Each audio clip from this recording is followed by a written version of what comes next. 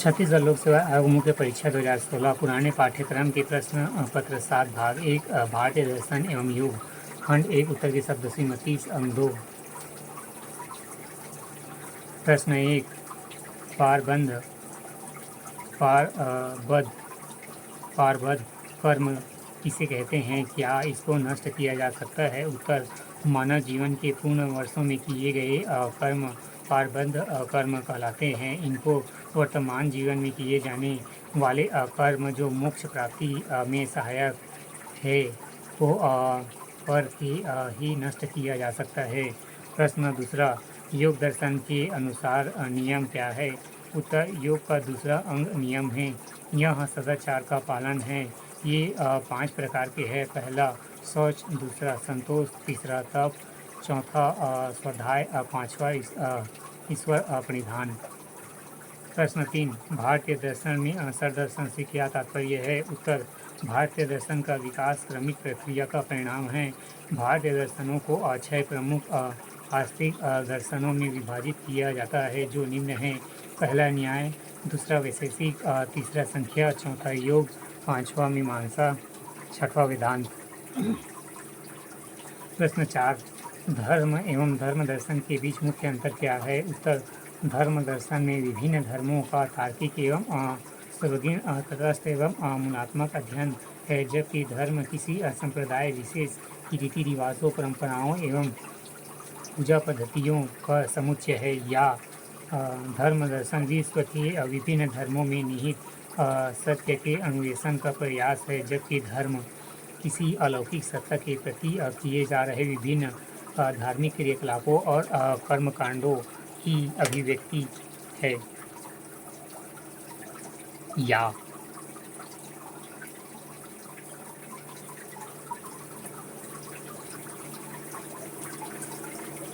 धर्म दर्शन की विषय वस्तु, जबकि धर्म वह व्यापक अभिव्यक्ति है जो अमूल्यवान और पवित्र समझे जाने वाले शक्ति के प्रति समर्पित है। इसी शक्ति के अन्वेषण के क्रियात्मक प्रयास का नाम धर्म दर्शन है। खंड 2 उत्तर की शब्द सीमा 60 अंक 4।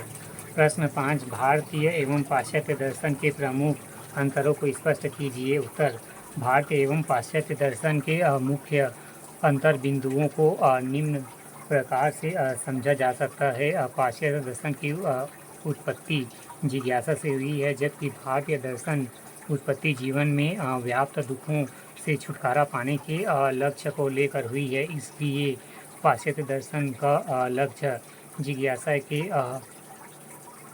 संतुष्टि मात्र है, जबकि भारतीय दर्शन ध्येय मोक्ष एवं पाश्चात्य दर्शन का बल एवं भौतिक पदार्थों पर होता है।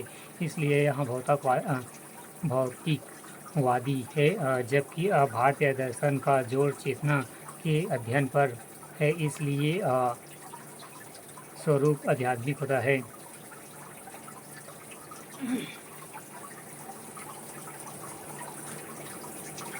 या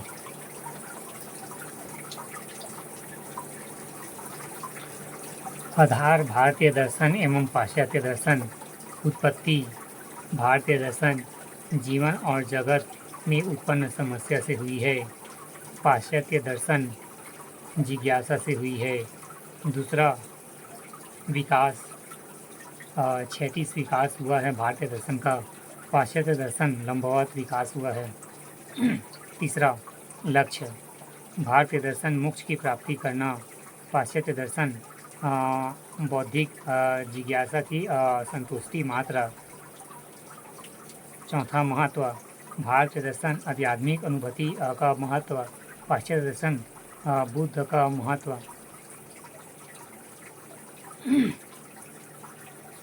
आधार 5 अध्ययन भारतीय दर्शन चेतना और उसके प्रकारों का अध्ययन।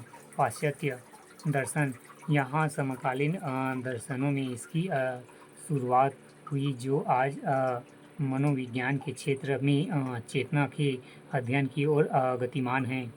फिर छठवां दृष्टिकोण दार्शनिक एवं धार्मिक है, भारतीय दर्शन का। पाश्चात्य दर्शन का वैज्ञानिक है। सातवां स्वरूप भारतीय दर्शन चेतन है, पाश्चात्य दर्शन भौतिक है। आठवां मीमांसा।